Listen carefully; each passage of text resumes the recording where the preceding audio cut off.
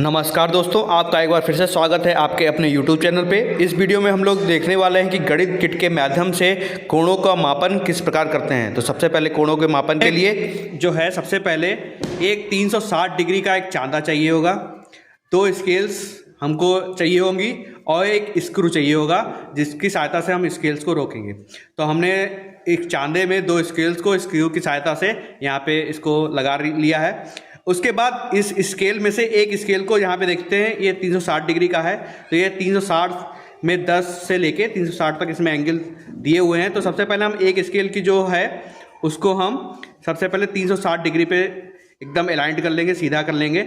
और उसके बाद हम जैसे जैसे दूसरी स्केल को बाईं तरफ बढ़ाते जाएंगे, इस तरफ बढ़ाते जाएंगे, उस तरह हमें कोणों का मान होता जाएगा। तो सबसे पहले अगर दोनों स्केलें एक दूसरे के ऊपर 360 या 0 डिग्री पे रखी हुई हैं तो ये हमारा शून्य कोण कहलाएगा। उसके बाद हम जैसे ही दूसरी स्केल को बढ़ाएंगे, एंगल बढ़ाते जाएंगे, तो हमारा कोण जो है बढ़ता चला जाएगा। जैसे यहाँ पे हमने इसको, इस स्केल को हम देख सकते हैं, हमने ये 50 डिग्री पे कर दिया। तो यहाँ पे पहला हमारी स्केल 0 पे दिख रही है और ये है हमारा 50 पे लाइन दिख रही है। तो इस कोण का मान हो गया इस लाइन के सापेक्ष 50 डिग्री। इसी प्रकार ये कोण का मान जो हम बच्चों को समझा सकते हैं कि इस कोण का मान 90 डिग्री से कम है, इसलिए इसको कहेंगे न्यून कोण।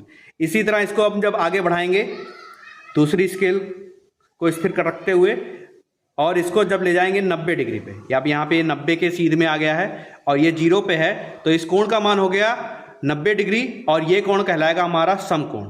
इसी प्रकार हमने इसको और आगे बढ़ाया, अब इसका मान यहाँ पे हम देख सकते हैं 140 डिग्री। तो ये कोण का मान 90 डिग्री से अधिक है और 180 डिग्री से कम है, इसलिए इस कोण को हम कहेंगे अधिक कोण। और इसको कोण को बढ़ाते हुए जब हम इसको ले जाएंगे 180 डिग्री पे, यहाँ पे इसको स्थिर कर लेंगे और इसको ले जाएंगे 180 डिग्री पे, तो ये हमारा हो जाएगा ऋज कोण।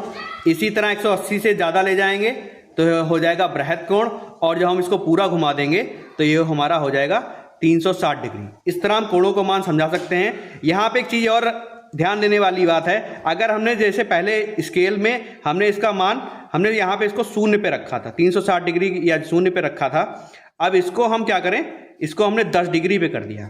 मान लीजिए हमने इसको 360 पे ना करके 10 डिग्री पे कर दिया है। और इसके बाद जब हम दूसरे कोण को बढ़ाएंगे, जैसे हमने इसका मान यहाँ पे रखा हुआ है 60, तो पहले वाली लाइन अब 10 डिग्री पे है और दूसरा कोण जो है 70 डिग्री पे है। तो अब इसका मान क्या होगा, 70 माइनस 10 मतलब 60 डिग्री रहेगा। तो हमें कोणों का मान जो है पहली लाइन हमारी कहाँ पे है उसके सापेक्ष लेना है।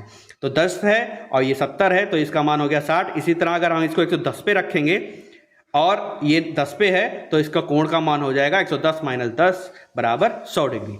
तो इस तरह हम इस चांदे और पटरी की सहायता से कोणों का मान को समझा सकते हैं। इस वीडियो में इतना ही, धन्यवाद।